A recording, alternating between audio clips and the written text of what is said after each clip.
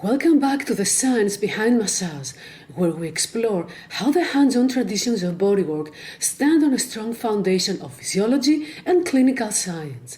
I am Eleftheria, and in today's episode, we'll focus on the gate control theory of pain. That's a fundamental concept that helps explain why massage therapy can relieve pain, often quite effectively, without drugs or invasive treatment. This theory was first introduced in 1965 by Canadian psychologist Ronald Melzack and British neuroscientist Patrick Wall, and it marked a turning point in how we understand pain perception. So, let's begin by understanding what the gate control theory actually is.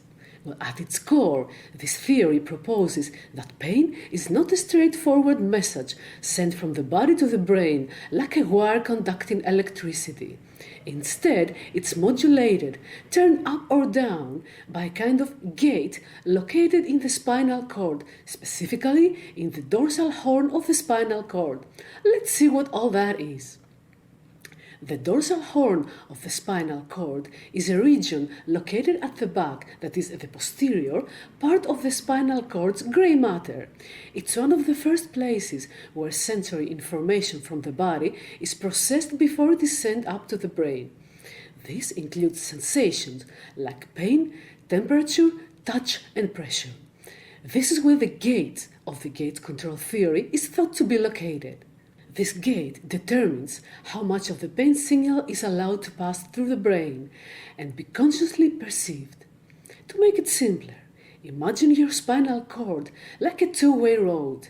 The dorsal horn is the first checkpoint for incoming sensory traffic. If you step on a sharp object, that pain signal travels from your foot to the spinal cord.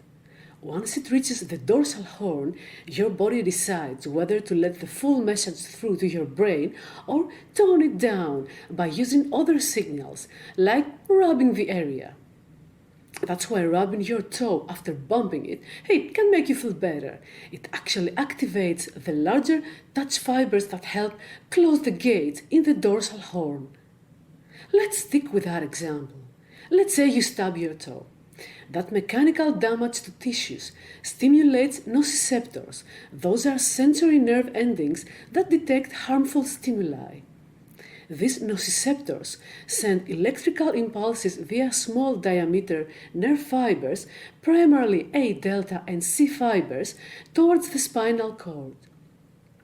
A delta fibers are thinly myelinated and transmit sharp, acute pain quickly. C fibers are unmyelinated, slower, and responsible for dull, aching sensations. When these fibers fire, the gate tends to open, allowing the pain signal to ascend the spinal cord and reach the brain. Now, here's where it gets interesting and where massage therapy comes into play. The spinal cord also receives input from larger diameter nerve fibers, mainly the A beta fibers. These fibers don't carry pain signals. Instead, they carry information about pressure, vibration, and touch, precisely the kind of stimuli generated during massage therapy. According to the gate control theory, when the A beta fibers are activated, they stimulate inhibitory interneurons in the dorsal horn. These interneurons release neurotransmitters that reduce the activity of the pain-transmitting neurons. In other words, activating A beta fibers can effectively close the gate, limiting how much pain signal reaches the brain. So, if you have ever rubbed your elbow after bumping it, you have used this system instinctively.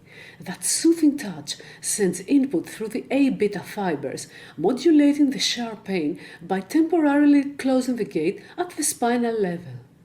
This process isn't limited to the spinal cord. The brain also has a say.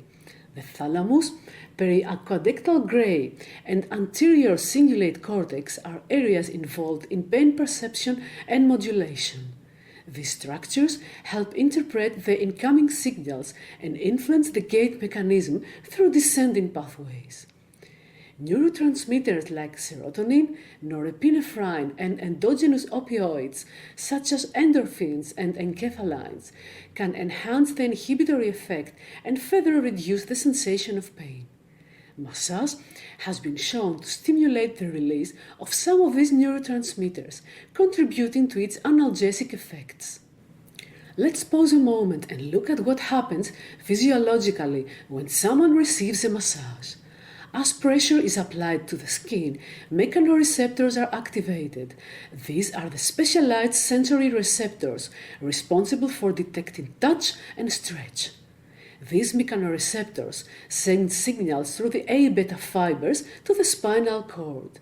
From there, the input either dampens the pain signal at the spinal level or triggers descending pain inhibition pathways from the brainstem, especially involving the PAG and the rostral ventromedial medulla. These brain regions release serotonin and other inhibitory neurotransmitters, reducing pain perception throughout the body. Now, the gate control theory doesn't stand alone. It fits neatly into what is now called the biopsychosocial model of pain. This model acknowledges that pain is not just a physical experience. It is shaped by psychological factors such as anxiety, fear, or expectation, as well as social factors like support or isolation. Touch itself is a social signal, and therapeutic touch from a skilled massage therapist can help someone feel supported and safe. That shift in emotional state can have real, measurable effects on the nervous system, reducing muscle tension, dampening stress responses, and again, closing the pain gate from another angle. Massage therapy engages multiple aspects of this model. On the biological side, it reduces nociceptive signaling and activates inhibitory neural circuits. On the psychological side, it provides a sense of care and relaxation. On the social side, it offers human connection, which by itself can improve pain outcomes. Recent research supports this mechanism. One study published in Pain Medicine magazine showed that massage therapy can lead to significant reductions in pain intensity for chronic lower back pain, with effects lasting 2 weeks beyond the session. Another study using functional MRI found that massage led to changes in brain activity in areas associated with pain and stress modulation. Though not every mechanism is fully understood yet, the trend is clear. Massage modulates both the input to the nervous system and the interpretation of that input by the brain. And none of this requires pharmaceuticals. The body has its own system for filtering pain. Massage therapy just knows how to tap into it.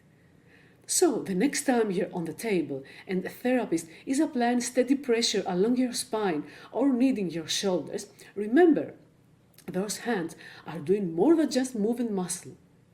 They are speaking directly to your nervous system, activating those large diameter A-beta fibers, closing the pain gate and signaling your brain to shift into healing mode.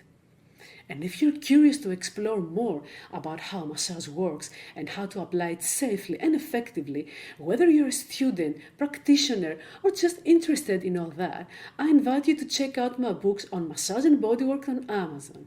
You will find me there as Eleftheria Manjoru. They're packed with clear explanations, detailed anatomy, and real clinical knowledge without the fluff. Until next time, stay curious and keep learning how the body speaks.